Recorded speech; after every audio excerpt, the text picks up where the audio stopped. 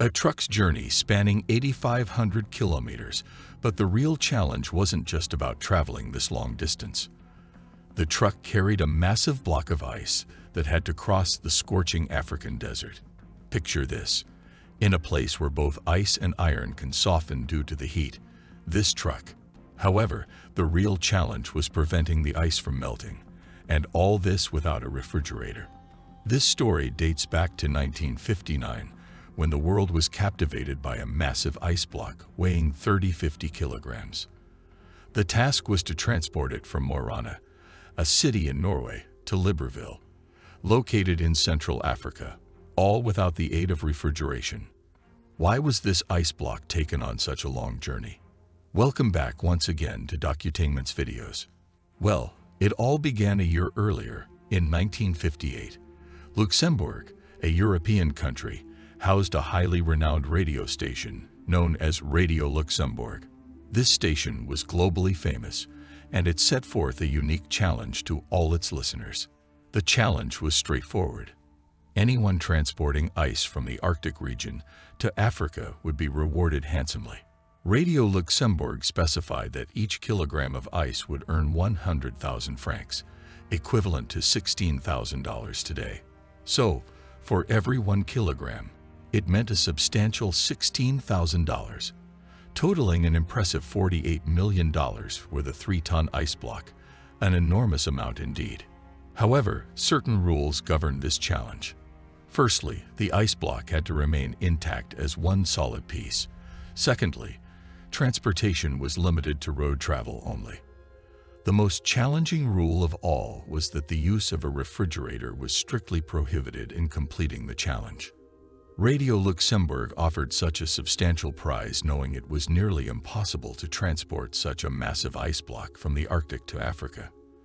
The journey spanned a hopping 8,500 kilometers, with 2,500 kilometers cutting through the scorching African desert, where temperatures soared to 50 degrees Celsius.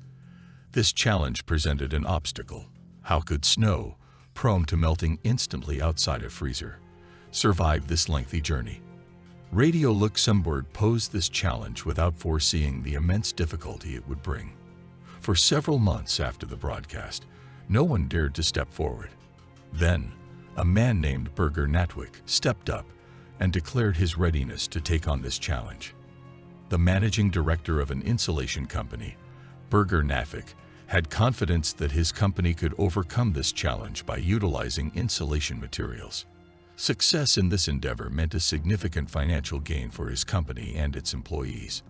The ice block challenge accepted by a man from Radio Luxembourg became a global sensation. Natwick assembled a team and commenced the task of fulfilling this challenge, resulting in his name making headlines across numerous newspapers.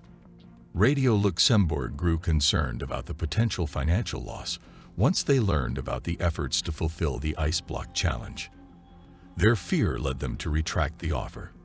However, despite the offer's withdrawal, Natwick and Glasswatt Company gained significant fame, prompting Natwick's determination to see the challenge through. He was confident that even without the money, completing this challenge would significantly boost their company's reputation.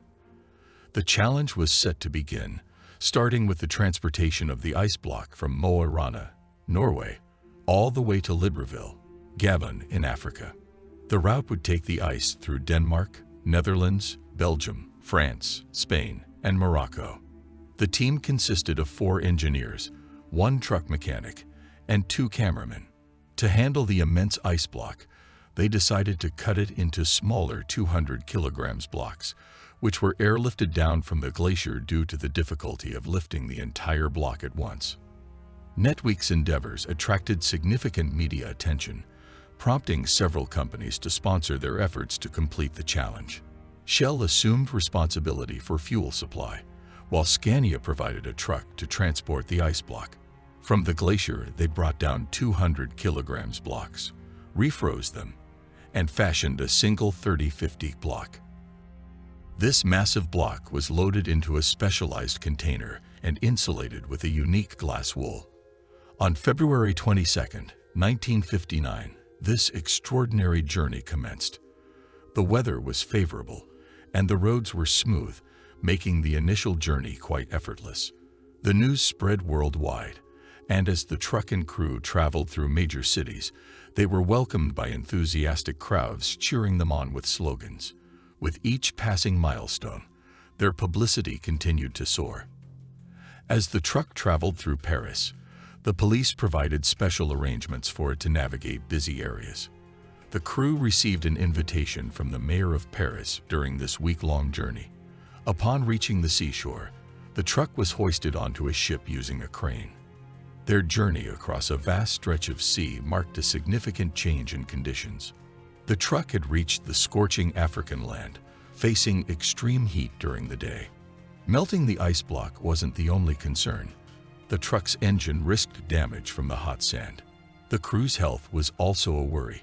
Beyond these dangers, security was a significant threat as they passed through a desert amidst an ongoing war. Freedom fighters hiding in the mountains could potentially hold the truck and its crew hostage to make their demands heard. To prevent this, the French Foreign Legion provided security for the truck and its crew in certain desert areas. They were instructed to minimize stops. However, the absence of proper roads caused the truck to frequently get stuck in the sand. The faster they aimed to reach the destination, the more obstacles they encountered en route. Whenever the truck got stuck, it took the crew hours to free it from the sand. They now held the responsibility of transporting the world's most expensive ice block. Among fears of encountering freedom fighters and enduring scorching heat, the crew's condition worsened. The heat began melting the ice block inside the truck. If they remained stuck, their mission would fail, and the ice, brought from miles away, would be lost.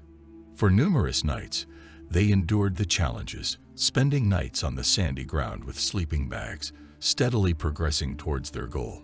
Eventually, they managed to overcome the desert's obstacles. Their destination was within reach.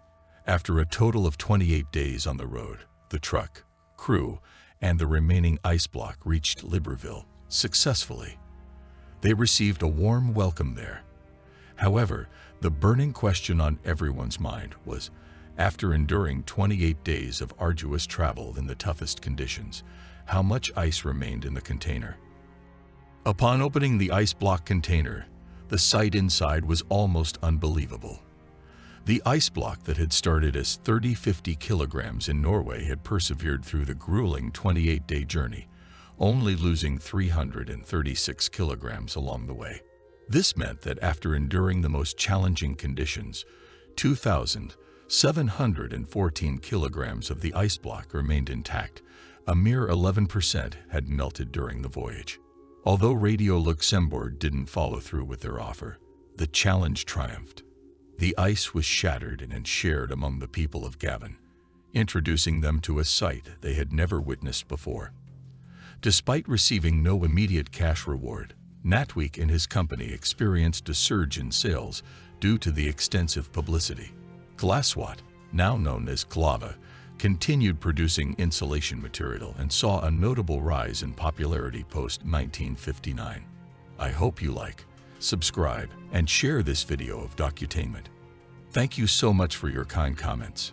See you in the next awesome video.